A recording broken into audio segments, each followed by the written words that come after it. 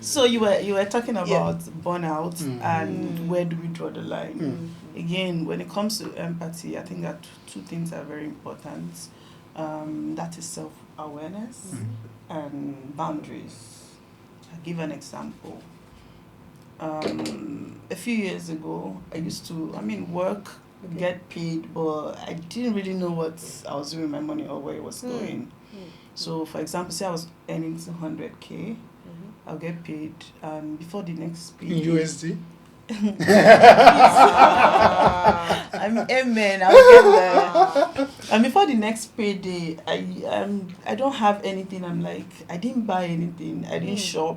So where did this money go to? And then I sat down and I thought about it and I realized what was happening. Because I used to find it so hard to say no to people. Right. When I get paid, I would have someone that would happen to need 50K around that period. Immediately. And to me, I'm like, if I have 200K, 50K is just like, it won't kill me, right? Yeah. So it was easy for me to give. And I'll just give. I'm in abundance at that point. It was easy to give 50K. I'll just give 50K. Before the week runs out, somebody else wants 5K. I'm like, what's 5K? Okay. There's somebody that wants 10K, 15K. Yes. Now what happens is that at the end of the day, I would have ended up giving out 100K. Not in bulk. Of course, if someone asks me for 100K in bulk, it will be hard. Yeah, but I've given somebody 3K, I've recharged 2K for someone, I've given somebody 5K. Yes. If you add that up, at the end of the day, I've spent 100K out of my 200K and I'm literally left with nothing. Right? So immediately I realized that was a problem. And I'm like, I'm still not the kind of person that would say no. I'm learning. Okay.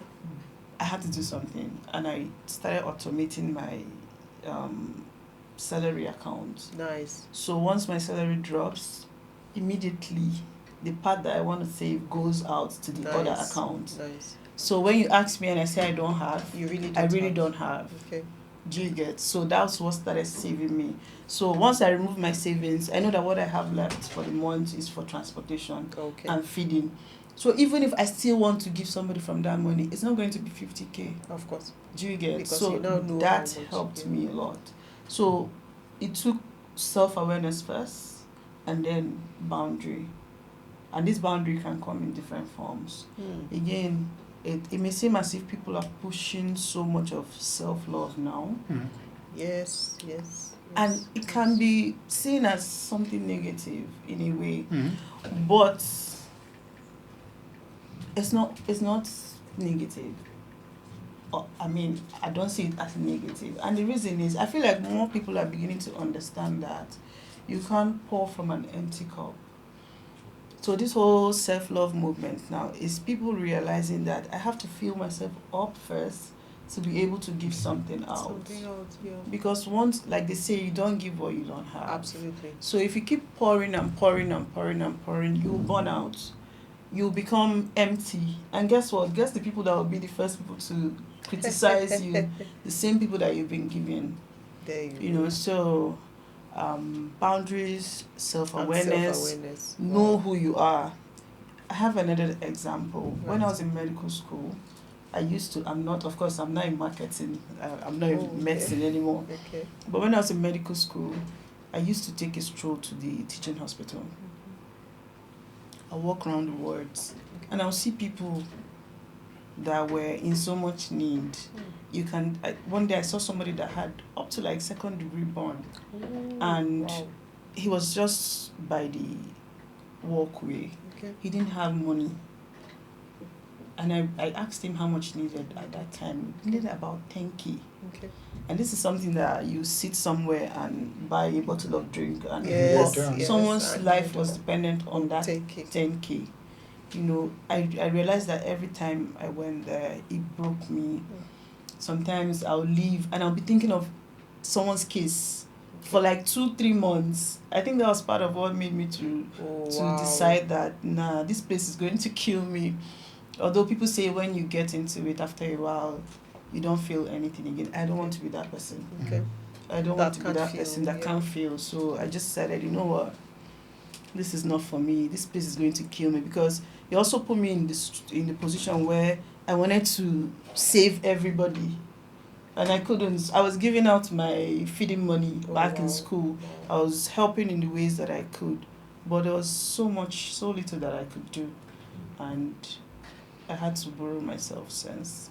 So self-awareness is very important. And boundaries. And boundaries. You see why we brought her, because she is in a better position. Why we said she's in a better position to talk about empathy. Than right? you. Okay. Yes, than me. Accepted. So you were saying something, Lola? Yes. So I mean, speaking to you, it's a beautiful point you made about boundaries, because people find it, and this is from personal experience once again, I find that people find it very difficult, especially around family. And they tell you, oh, I can't let my family members suffer, I can't let my dad suffer, my mom suffer, stuff like that. There's the whole emotional thing. And again, from observation, I've also noticed that but I can't let them suffer. That. Yes. But I can't let them suffer. Let them manipulate for whatever they want. Exactly. But so there's also that. So it's now that's the thing we're saying about balance too. Balance, yeah. Because if the person truly cares about your well-being, they won't manipulate you emotionally to get things out of you, which is what happens a lot of the time. These people notice that you have something, they know that you need to do some certain things, but they now come at that point with some issues. And it's very tempting, to say, oh, I need to just get this thing sorted. But this person has this issue. I need to sort this person out now. So that, I think, when we talked about it being a curse, it speaks partially to stuff like this as well. Yes. Now, this is not saying turn your back on people, family, because friends. Family is a very, very... I'm all for family. Exactly. As much as I'm here speaking English, if any of my nieces or nephews coughs, except I don't have it, I'm falling. Yeah, sure.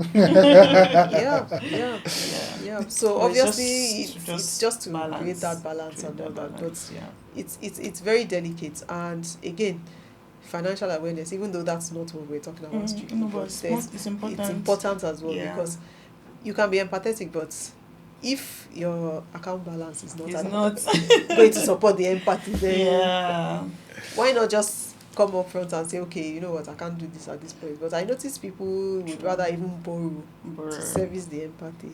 Yeah, throw but themselves into debt. Empathy is not about financial drains. No. We are just saying it as a factor. Yeah. That's one. And talking about maintaining boundaries. I think that first of all,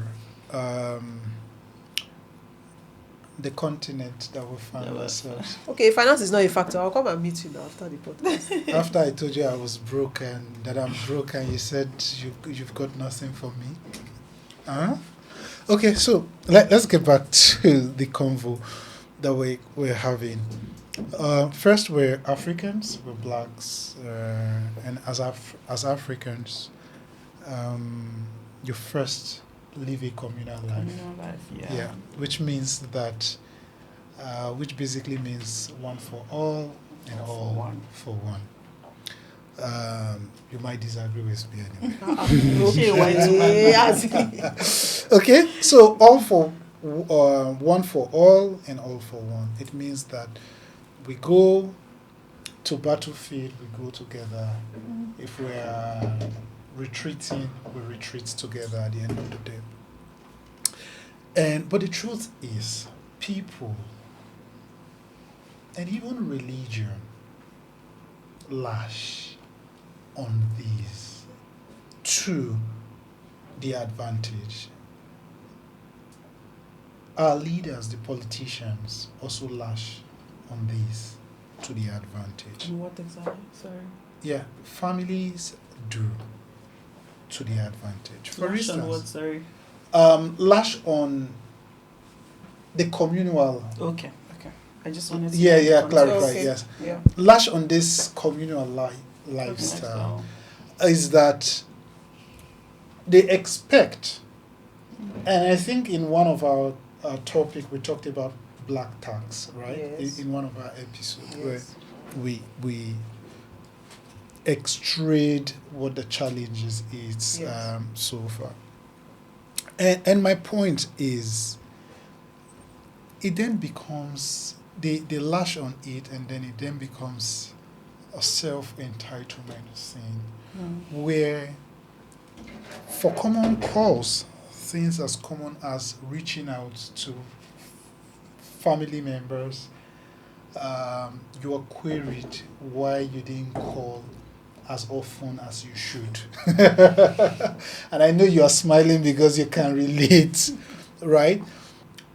I've been so engaged during the Yuletide season up till now that I hardly to even my parents are constantly getting in touch to even how are you and everything, and sometimes it can be difficult to even talk to them. You just schedule them for okay, I'll return your calls and stuff, and I'm fine, okay, I'll return your calls. And then someone calls and say, oh, you don't even call. And then the first thing is, you don't even call, you don't even do this thing. I call you, you don't return my calls, and blah, blah, blah. I'm like, dude, you know what? Uncle. I'm currently driving. We'll talk later. I'll call you back. And I just dropped the call. Because, again, yes, not being able to do something at so time should not be a requisite. It should not be a yardstick for you to start querying someone inappropriately just because they haven't returned your call. What I would naturally expect is to say, oh, how are you? Because again, I'm not supposed to even pick your calls while driving. And I'm going to work. Really? Yes, for safety reasons. Okay. Like we shouldn't be picking calls. And then I picked to say, okay, let me see if I can have this brief conversation and schedule a more appropriate time for us to have whatever it is and all of that. And then the next thing is you're coming with, oh, why are you not picking my calls and stuff like that. And then if you allow that to continue, the next thing would be, oh, you're showing off or you're doing. So chances are that you can have this kind of conversation. Another thing is, if you tell people no in terms of financial requests, it is seen as not being willing to help. And most times people don't even consider whether you have the resources or not. The government, on their own hand, and I'm trying to expatiate based on the question you asked, I'm not even empathic enough to even provide the basic needs for the people in our society. Religion, I don't want to go into that. Right?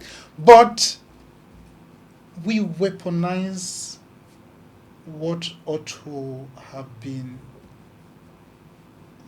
a good thing in our society, and we use it against one another. For me, I think that people, again, should know where to draw the line. And people should not abuse people because they are available to them and they are accessible as well. If you have someone who cares and truly cares about you, understand where to draw. If I've made certain demands and the demands have been met at different times, advise yourself before the person go advise you, say, I not get, it don't do, go find.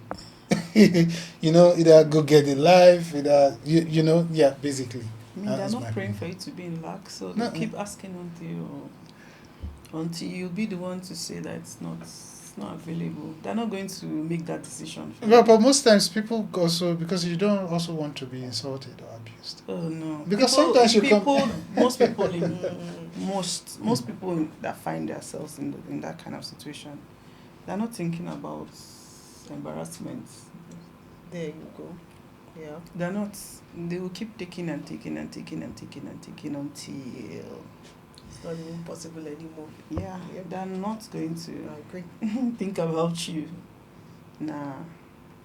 So we're talking of empathy, like thinking of others. It's not. See, if you don't have it, you don't have it. Mm-hmm. That's the truth. Most people would say, okay, you should, but that's a should have. It's not a given. Mm-hmm. So the people asking, just speaking to your point, so the people asking for stuff, they are saying, okay, this person has it, so I might as well you've just always, keep on. you've Nobody always cares whether. made it available. So why would Yeah, they just so sit why down would you and just- begin to imagine that you no longer have You it? know, and the moment that other person withdraws, it becomes a problem. Yeah, always. But you spoke to something in the very beginning. You talked about people pleasing, and I think it's important for us to draw that distinction between people pleasing and being empathetic. Yeah. Because people tend to conflate the two a lot, Okay. and you see that people are now burning out.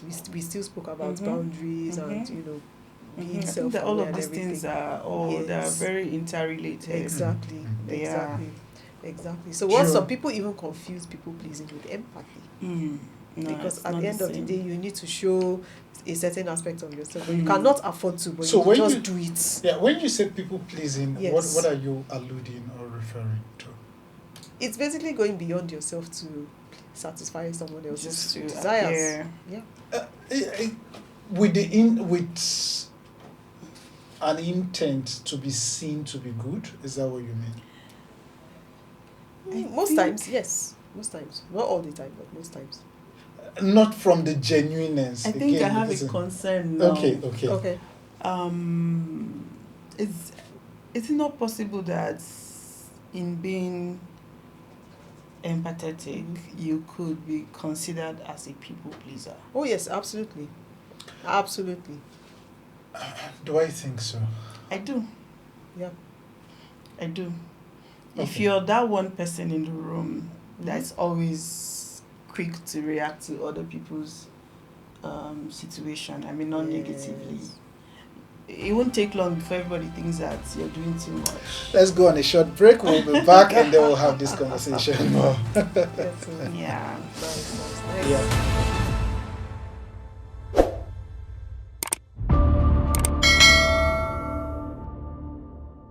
All right, welcome back. Yes, we've been talking about empathy and the curse, right? And we've had Adata here who has shared so much insight. We've been basically having conversation, Yeah. right? I just wanted to ask, had a dear situation where you've shown kindness and the result Regretted. the result of it was in the negative, like regretted it and stuff? Would I say negative? I don't know if I can classify it as negative, but have I felt bad? Very, have very I bad, yeah. regretted Yes. doing it? Mhm. Yes.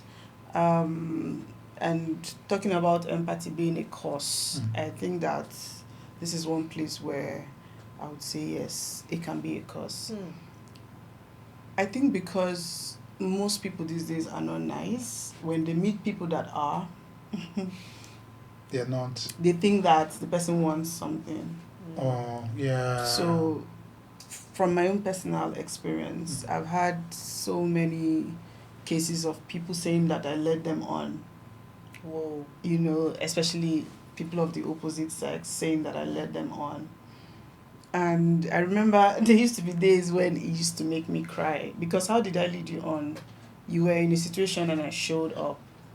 Because most people are not used to receiving kindness. Yes. When something happens to them, they feel like, oh, if this person showed up for me There must be something when I had this Yes. Yeah. problem, Yeah. it means that it's a Shocking. sign. This is shocking. You know, it's a sign. It means that maybe she likes me, and then Exactly. they take that opportunity to, you know.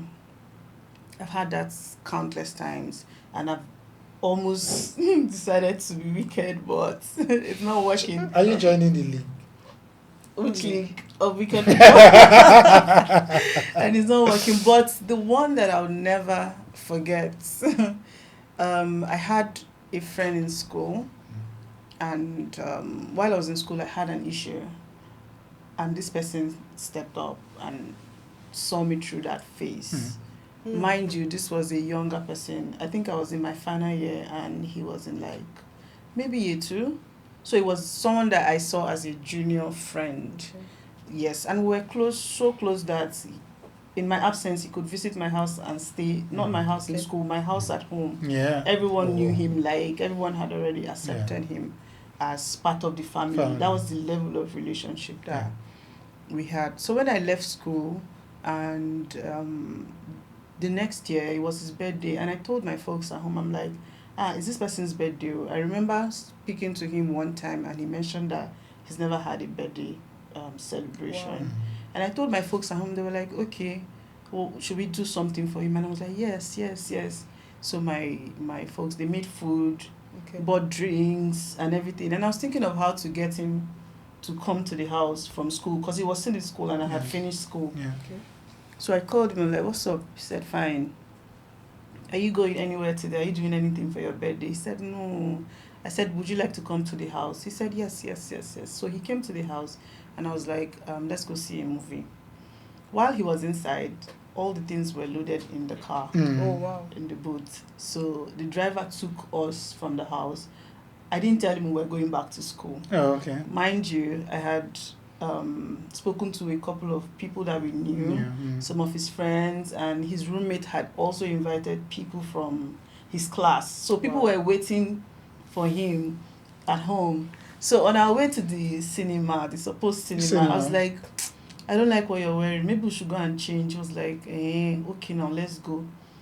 So we drove back to school. Wow. I was in the car. When we got to school, I was like, go and change. I'm waiting for you. So immediately he entered. Everybody like, surprise. Wow. This young man started crying, like wailing, weeping. And by the time I walked into the room, I was not sure if what I did was good or bad anymore. But it was something that I was happy I could do, because this person had been very nice to me. And I was just thinking of I thought it was a normal human behavior. I was just thinking of how to pay back, right? That was the beginning of problems for me. After that time, apparently, he saw in a vision that I was his wife. This is somebody that was like almost over 10 years older than that I was his wife. And I'm not saying somebody that is 10 years older than I wanted to another ask, person was cannot. Some people are young, but they're matured and all. That's not the case, but I'm just saying I didn't see this person that way. In that light, I saw him as a brother. Exactly. Do you get? And that was how my family also accepted him. Okay. So he was a younger person. So it wasn't a joke. I went to NYSC. I was 7. This young man was going home, bringing fruits, bringing drinks. I'm so sorry. Oh. At some point, they called me like, what's happening? This person has been bringing drinks and fruits and Ladies stuff. and gentlemen, a moment of silence. Every time. Like, what's happening? Are you guys dating? I'm like, dating? No. Like, what's happening? And I called him, like, what's happening? I hear that you've been going home, but not with gifts. What's with the gift? What's this new development? So he now told me that I'm his wife. He's very certain. I just wanted to find out the vision. Was it in 3D? 4D? I don't know. He even said that he even went for Holy Ghost Congress that year, and he was reaffirmed, and that he was certain that I was his wife. At some point, I became scared, because this person had finished school, started working and everything, but I had not heard that he was married. Okay. So I was scared. I'm like, I hope this boy is still not waiting for me. So the year that I heard that he was finally married, I was so relieved. Glory. I was so relieved. I'm like, wow.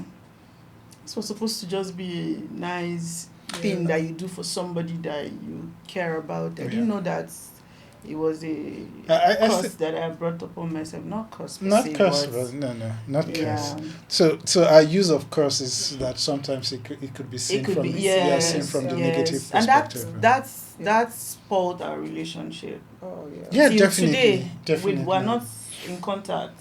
Yeah, I think that yes. Probably for the best. And it hurt me that happened, because it was someone that I cared about. Wow. So it hurt me that innocent acts Yes. could lead to this. It was bad because this person was going to people that we knew, literally telling Yeah, of everybody course. that That this I is was it, his yeah. wife. Oh gosh. Wow. So it really made me sad and Praise you. angry at the time. But I mean, we've all grown and moved on. Yeah. Right. Yeah. Again, it goes to show how things can spiral into something unintended. Yeah. Yeah. At the end of the day, and the story you just shared with us is not peculiar. And people have experienced, or some persons have experienced this over and over again, especially within the gender, and then the gender wars and stuff like that. Yeah. So how do we then? And this still again speaks to boundary settings and being able to, from the very beginning, because initially I talked about relationship and you all said no, please, no, it's all about Emmanuel. But thank God that this is also coming out. Yeah, at the end of the day, meaning you saved the best for the last, right? How do you see giving empathy, right, evolving in the future as we begin to wind down? Do you think that people will be more open to giving empathy or expressing compassion and actioning it, or people will just continue to retreat to their shell, given that an experience like this will make you more conscious of how you deal with. See, yours is even good. You went out of your way to do a surprise birthday bash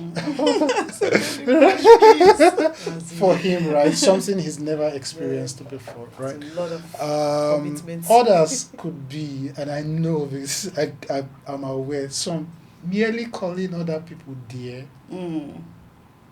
right? Which is more like, oh, hey, how are you, dear? Oh, okay. You just call somebody dear, and it's already catching feelings. Create a family from there.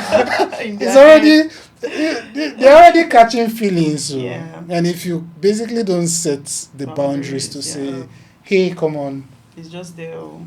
Don't go and see vision. it could lead to something. Yeah, it could. To the point where when people do, show compassion or empathic, and then they carry out certain actions, people can then turn it against them at the end of the day. Putting all of this into consideration, how do you see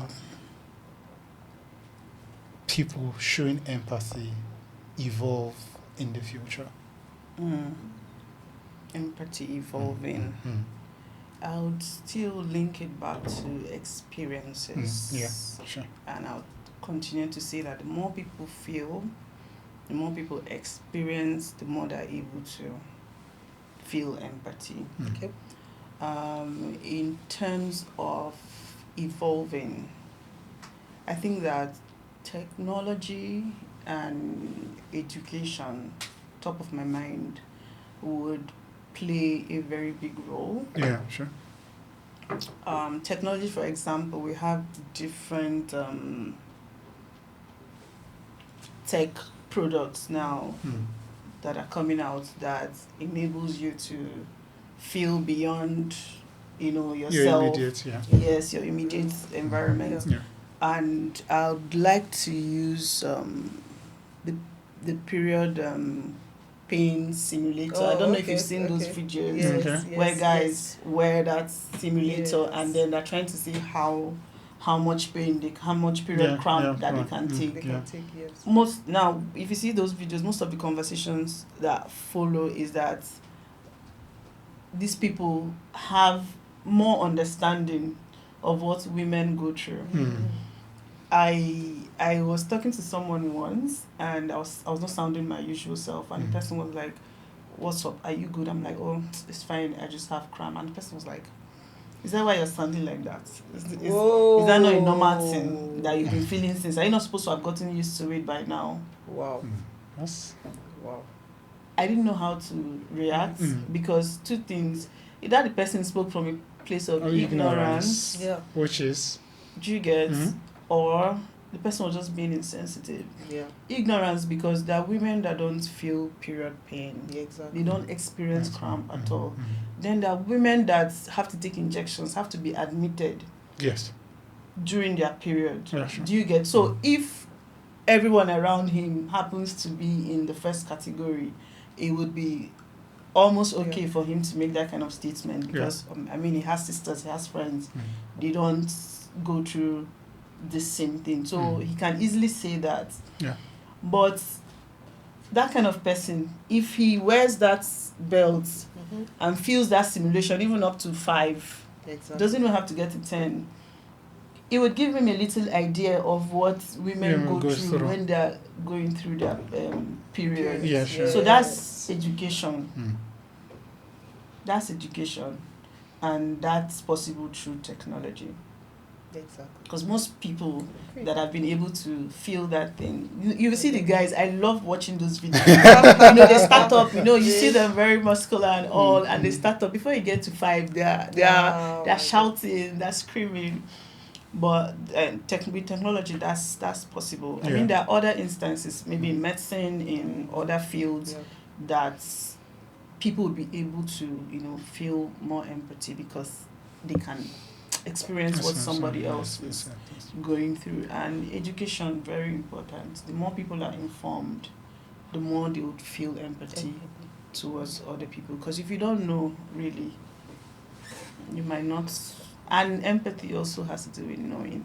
Yes, You feel, you see, you're able to, imagine yourself in those situations. Yeah. So I think that education would help.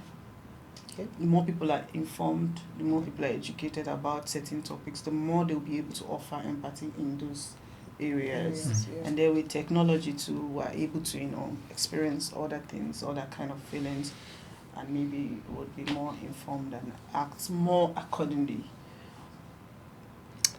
Okay. In All right. summary, Yes, so in summary, I'm speaking for myself now. not a problem. I'm speaking for myself. Okay. I know this year when I was making plans for this year, I told myself that, see, this year I'm going to be wicked. I was like, I'm going to be wicked. Welcome to the club. No, I'm not in the club yet. Oh, you're not. Let's I'm admit going you to be now. wicked, like this whole people taking advantage of you because you're nice or because you're kind, or it's going to stop this year. And this is the year where I turned 40, so I felt like I felt like, you know what, I'm at that level now. No, I don't care. Just deal. Just deal. Guess what? I opened my Bible that morning, and the word for the day was, if you show love to people that love you, how are you different from? I'm like, what is this? So have you changed your mind? This? I've changed my mind. I've changed my mind. I guess this is the course that we have to live with. Some of us, we can't. I mean, let people that are wicked continue in their ways. They will live long. Though. Some of us can't, but some of us can't. But I mean, we're learning to create little boundaries where necessary, so that we don't go and die in the name of being a good person or being kind towards others. Yeah. Sure. That is it. Lola, It. where do you see us? Well, in the future, the truth is the world would not necessarily be kinder, but individuals can make up their minds, depending on context, of course, to be more empathetic. Of course, there will always be those who would want to take advantage, but if people decide that, okay, this is where I'll be, and basically the important thing there is really just setting boundaries. People would be able to balance setting boundaries and being empathetic, because yes, it can be draining, and that's one truth that people don't like to acknowledge. It can be draining, so people just need to set that balance between where it gets too much and what they can actually give to others. Because again, in scripture, Jesus said you cannot, or you should love others the way you love yourself. So it has to balance out. It can't be too much on one side. Exactly. So people would definitely still be empathetic. Yes, the world would continue being the way the world is, but it would ultimately, hopefully, be a better place, because people choose to be more empathetic. Pray. For me, it's aura for aura. Wickedness. Be circumspect when you're dealing with, you're trying to offer help, empathy, draw the lines, know the boundaries. I'm not saying don't be empathic or don't be compassionate, but do it with your with your sense. Your number 6. Yeah, your number 6, and Okay. be sure that you're giving what you're giving is the right amount of dose. Yeah. You know, Balance. and and then strike a balance between Yeah. giving and not giving too much at the end of the Absolutely. day.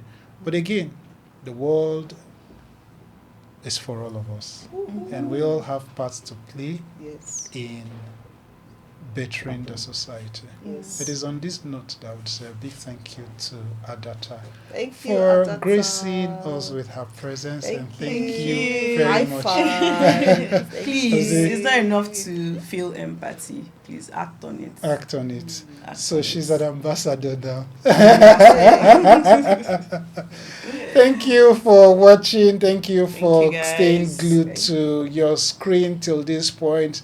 For all of us in the studio, and thanks to the production team, we want to say a big thank you to you, you and guys. everyone. Thank you. And we're seated. This is GM Lawrence's studio, and we want to say a big thank you to the management as well. From all Yes, of us in thank the studio, you. we want to say bye. See you. you.